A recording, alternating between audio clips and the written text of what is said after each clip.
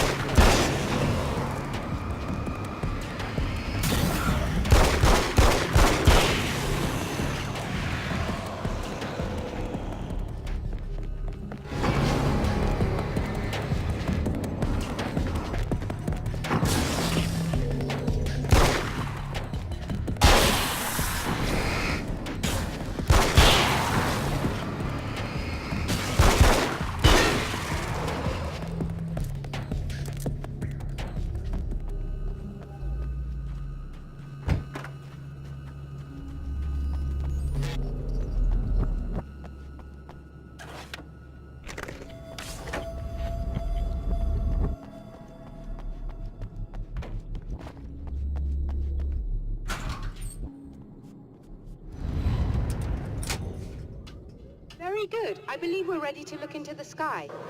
Right there, Doctor.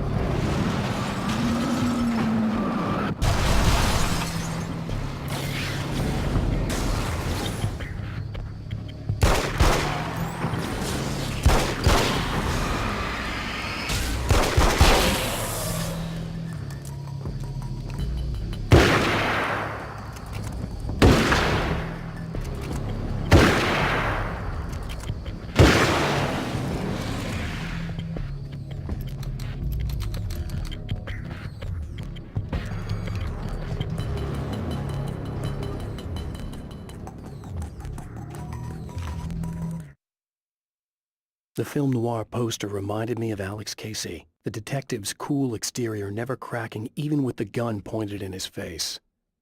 In the back room, all the lights had been turned off, except for the lone spotlight which illuminated the bright red fire extinguisher on the wall. When Dr. Rachel Meadows got the call from Michael, telling her to hurry to the observatory, she didn't waste any time. It had been a nice party.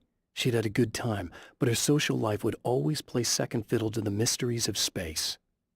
Michael never showed up, of course. He pulled over at the wrong rest stop.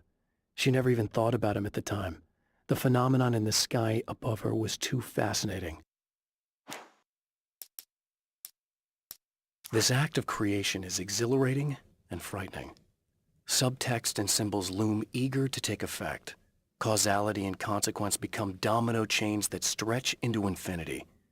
The more fundamental the change, the more unpredictable the variables become. Reality is too complex to control completely. Ordinary questions become meaningless. Who created who? What is really real? Everything is as real as everything else. You learn to let go of the things you can't control and go with the flow, or go insane.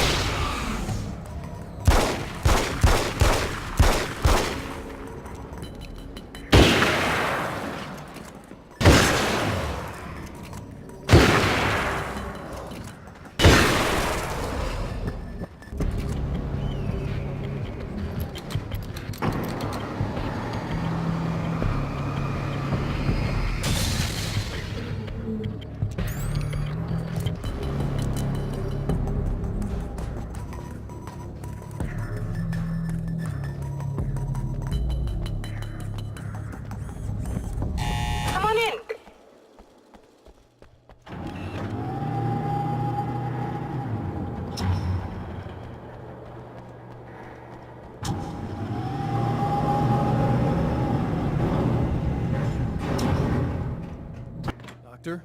You know, I know physicists who would give 15 years of their lives for a chance to experience something like this.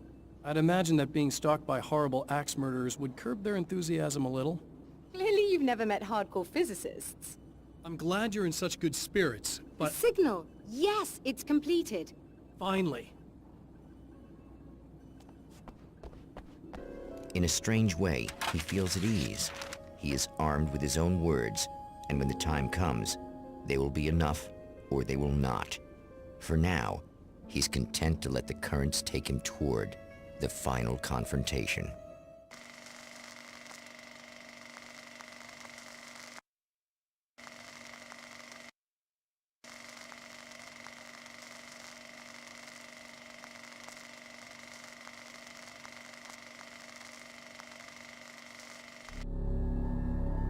Once more, we return to the drive-in. If he's aware of the absurdity of arming oneself with a few sentences and standing against a power that can pierce time itself, he doesn't show it. The man has his share of weaknesses, perhaps more, but cowardice is not among them.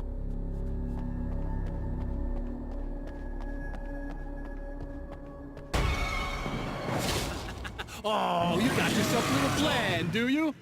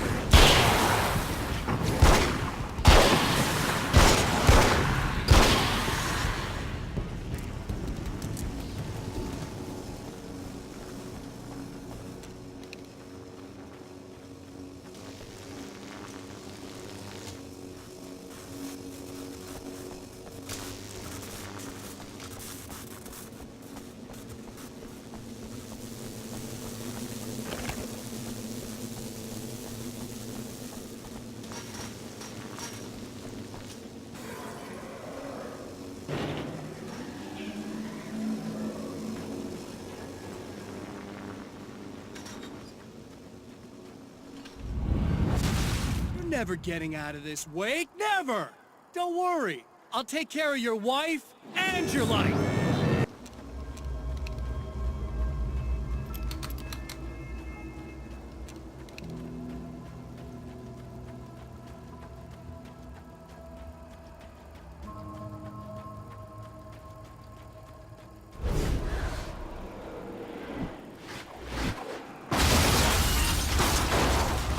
I don't know what you think you're doing, but I'll send you right back to the beginning.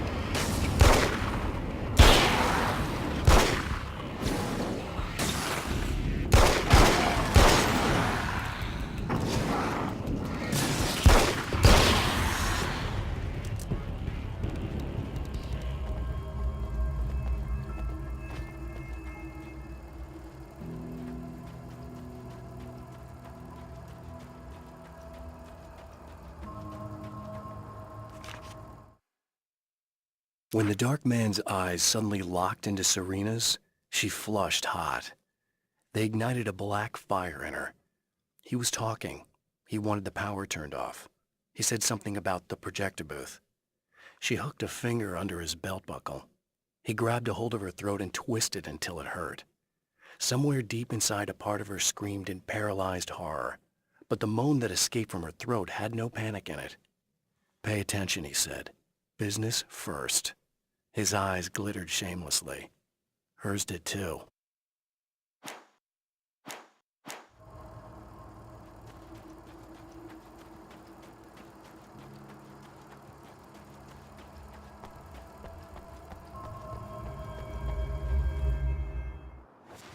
What?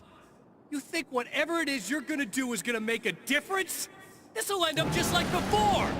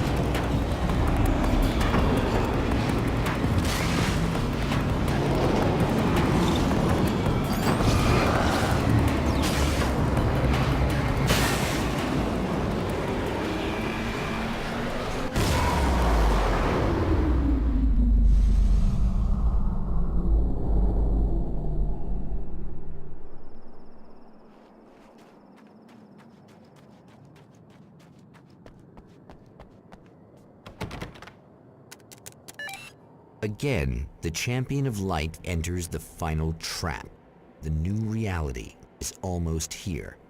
All he needs to do is change the details of the scene, push it past the breaking point, and the rest will snap into place.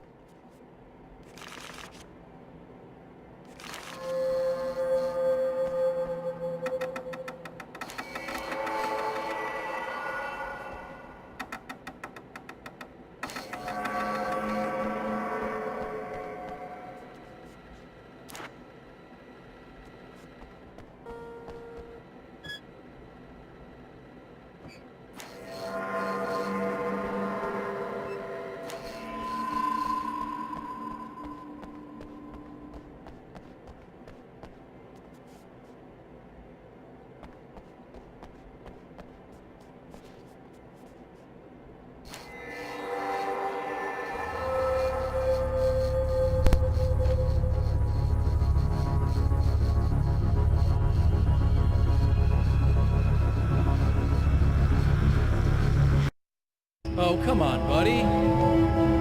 Why don't you... What? What is this? No!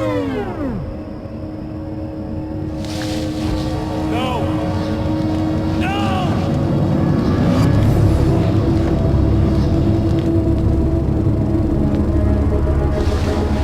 You can't do this!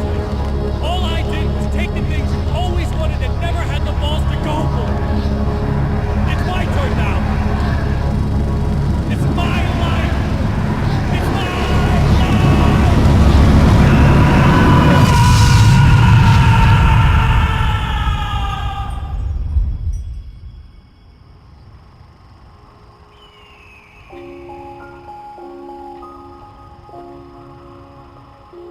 Alan? Is it really you? It's really me. How?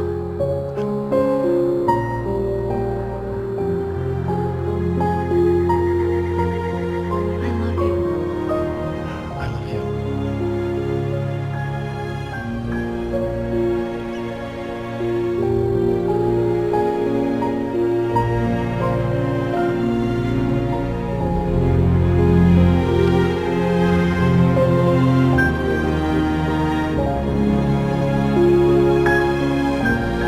A woman, a man, two lovers, held apart for far too long, enveloped in the light of a glorious dawn. They both feel it. He's home at last. Are these actual events, or merely a dream? A memory, or a glimpse of what is to come? One thing is certain. This scene takes place in another time and another place, far, far away from Night Spring.